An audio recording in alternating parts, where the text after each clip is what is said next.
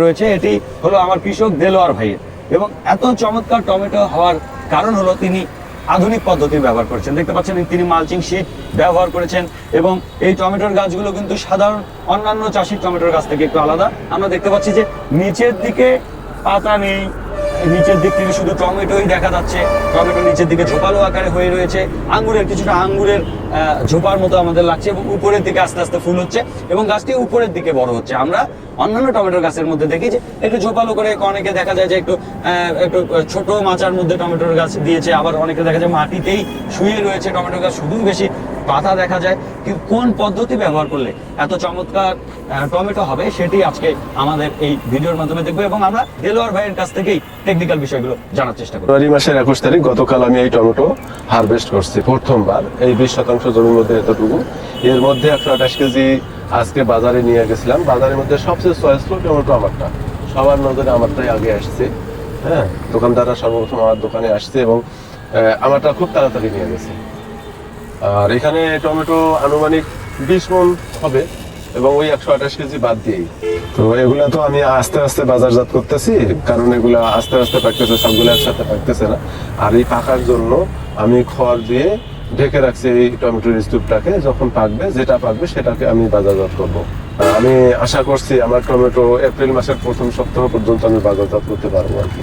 এখানে দেলোয়ার ভাই একটি চমৎকার কাজ করেছেন। দেখতে পাচ্ছেন যে এখানে খুঁটি লাগিয়ে সুতো দিয়ে তিনি টমেটো গাছটিকে উপরের দিকে নিয়ে যাচ্ছেন। তার কাছে শুনবো পুরোপুরি টেকনিক তিনি কিভাবে করেছেন।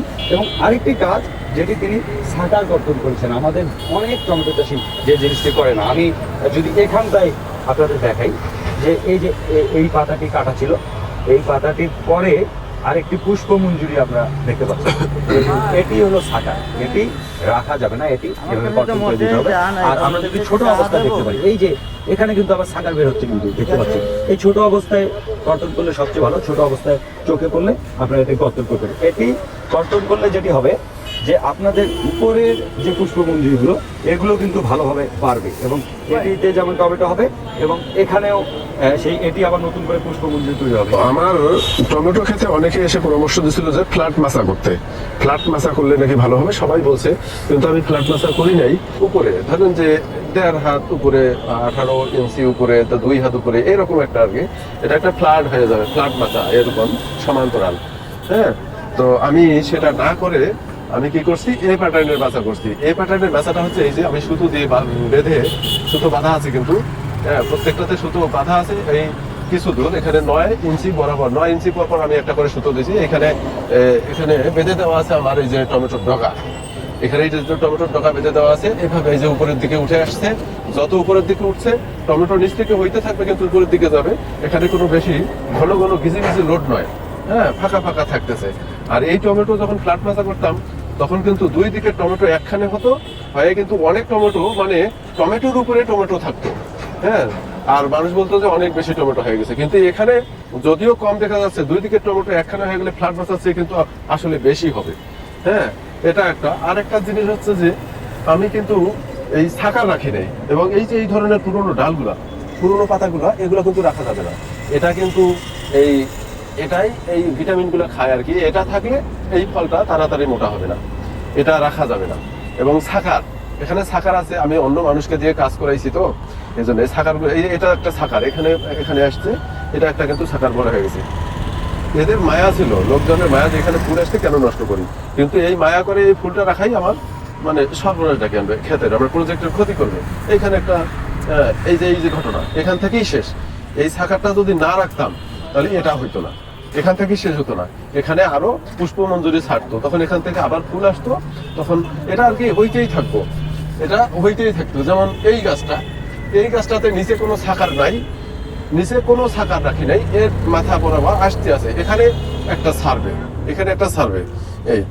এই ছাকারগুলা কেটে দেওয়া এবং ডালগুলা, এই যে পাতাগুলা কেটে দেওয়া দেরি হয়ে গেছে, যে কারণে এখানে কিন্তু অভাব হয়ে গেছে। এখন এগুলা নাই, এখানে একটা কিন্তু পুষ্পমঞ্জুরি বাইর হবে। আমি 26শে সেপ্টেম্বর বীজ বপন করছি এবং এই চারাটা 26শে অক্টোবর জমিতে রোপণ করছি। জমিতে রোপণ করার আগে, জমিটা ভালোভাবে চাষ দেওয়ার শেষ চাষের আগে আমি সম্পূর্ণ সার দিয়েছি। সার হচ্ছে টিএসপি দিছি বিঘা প্রতি, মানে 33% 40 কেজি, এমওপি দিছি 30 কেজি, আর ডিএপি দিছি 20 কেজি, আর ইয়া দিলাম জিঙ্ক দিছি 2 কেজি হারে বিঘা প্রতি, আর হচ্ছে এটাকে কি বলে যেন জিপসামটা দিছি আমি বিঘা প্রতি 8 কেজি হারে। হ্যাঁ, দেওয়ার পর জমিটা সেচ টাচটা দেওয়ার পরে জমি তৈরি করার পরে আমি এই মালচিং এটা বেড তৈরি করছি।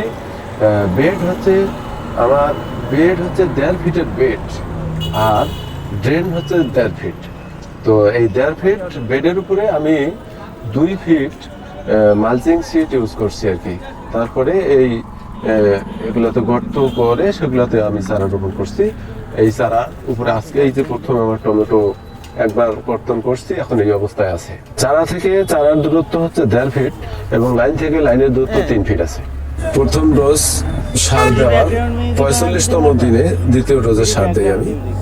এই দ্বিতীয় ডোজের সারের মাত্রা হলো ডিএপি 33% 20 কেজি, এমওপি 20 কেজি এবং ম্যাগনেসিয়াম সালফেট এটা 2 কেজি হারে দেওয়া হয়েছে। ড্রেনে পানি ভরানোর পরে সার আমি ছিটাই দিছি। আমার টমেটোর জাত হচ্ছে স্মার্ট 1217।